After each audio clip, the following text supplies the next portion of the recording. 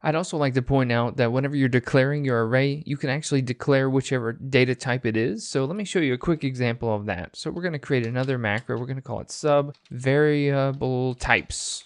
And I know we said variable, but arrays are a type of variable. They just contain more than one item. So let's go ahead and declare some different types here. So we're going to go ahead and say we're going to dim my array, keep it the same name. We'll just say there's going to be 4 records. By the way, I removed option base 1 because I like to get used to using 0 base because a lot of default lists will use 0 base. So I'm used to it. You might as well get used to it. The default declaration that we're looking at right here is technically the same as saying dim my array 3 as variant.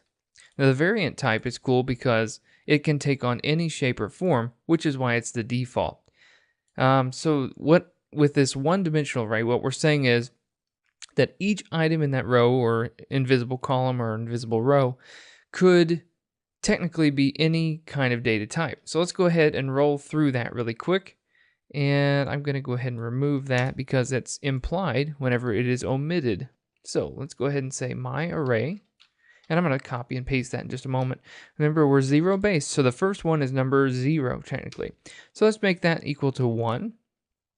And let's go ahead and copy and paste this. Control C, Control V, Enter, Control V, Control V, Control V.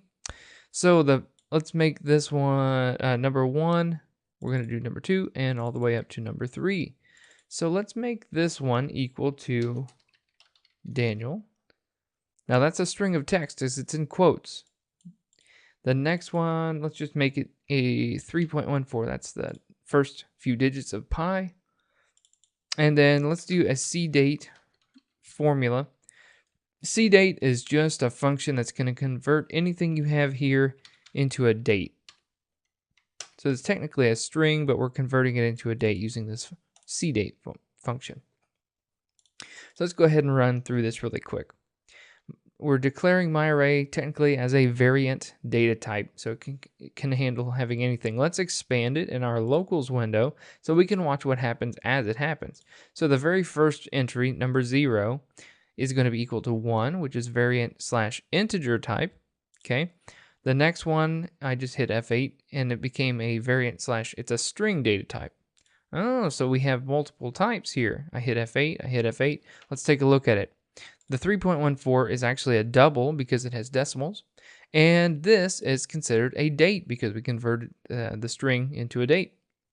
So you notice that we actually, just like in Excel, the default is you can type in pretty much any data type you want into a cell. And it will accept that and not slap your hand like a database and say that's not the right data type. Now, alternatively, let's go ahead and go up here and we're going to say we're going to dim my array 3 as... And let's use integer, for example. Integer is whole numbers. So let's dim this entire row or invisible column, if you will, this array, as an integer. That means technically that every single entry in this array should be an integer type now. We've limited ourselves, and sometimes that's a good thing. So let's go ahead and try it. Let's hit F8. Okay, we declared it. So far, so good. Oh, that's an integer. That's good. Let's expand it here.